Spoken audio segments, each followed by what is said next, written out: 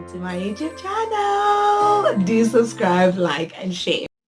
Hello, hi, welcome to my YouTube channel. Thank you so much for choosing us to inform you or enlighten you about identity, love, and purpose. We are still at it, and we have been at it from the month of June. Consistency is a lot of work, but hey, we keep going. Today's not really one of the best days, but the energy always has to come through when we shoot these because enlightenment is what I love.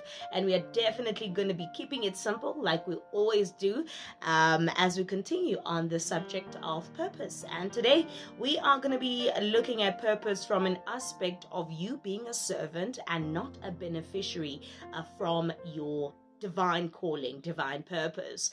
And I'm just going to be highlighting a couple of things that you need to look at if you are living purpose or if you are walking in purpose. For the past weeks, we have looked at what purpose really is, and also where do you start when you are looking for purpose, where your faith really gets to play a huge role in that, and also purpose not being the one thing you really love, the one thing you've always wanted to do, right?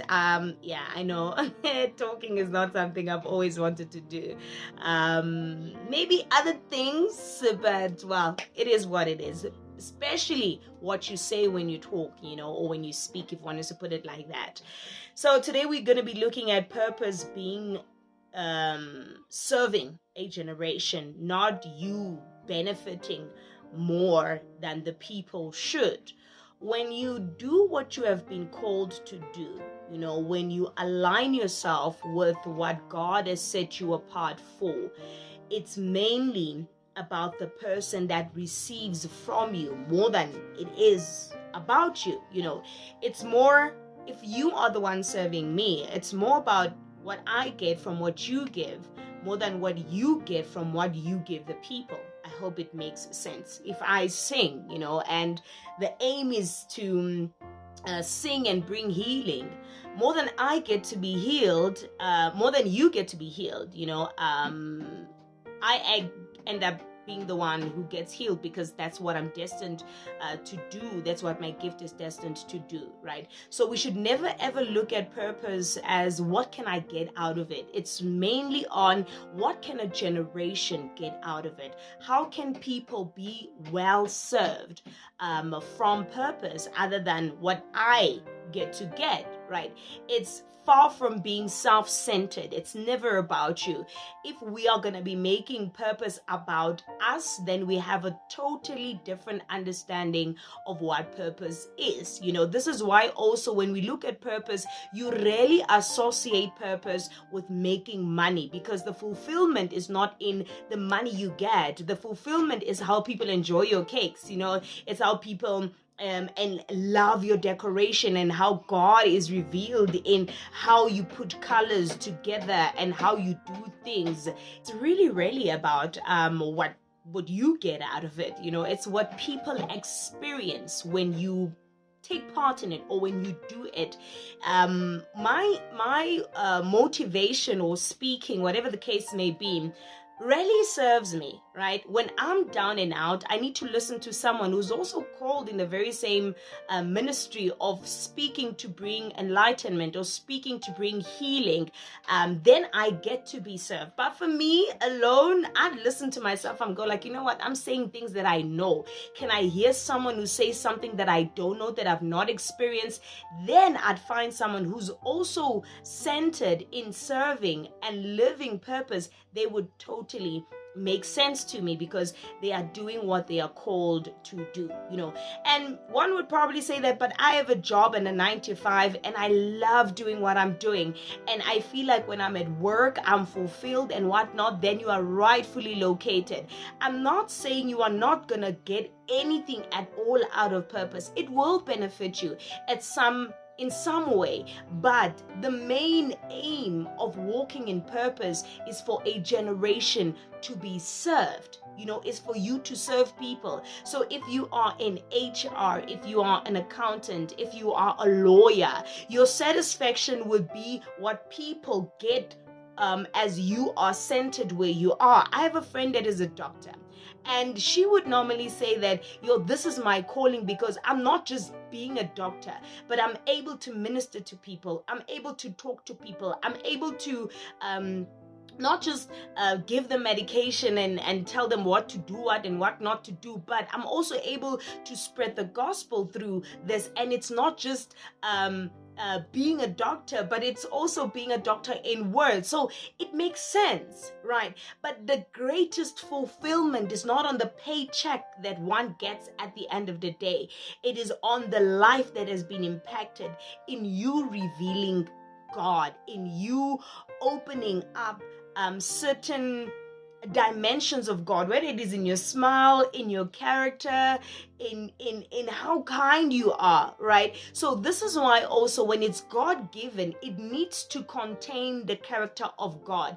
If it is not God-given, a person can live a reckless life and not really care whether God is revealed or not, and they would just benefit the money out of it or whatnot. Have you ever seen celebrities that don't really care about what people say, or they don't have a sense of kindness, because for them it's just, this is my way of making money? That's not purpose. That's just you trying to make ends meet, So, but when someone is living and walking in purpose, there's especially God-given, there's a different aura, it's in how they play rugby, it's in how they kick the ball, and you could just tell that this one is a different breed, and this one is doing what they are called to do, because they even get to go the extra mile where other people go like, I'm not gonna stay for another hour here at work, I'm done, but because you are living purpose, you would stay longer, you would rehearse more, not because you want to be loved by people, but you understand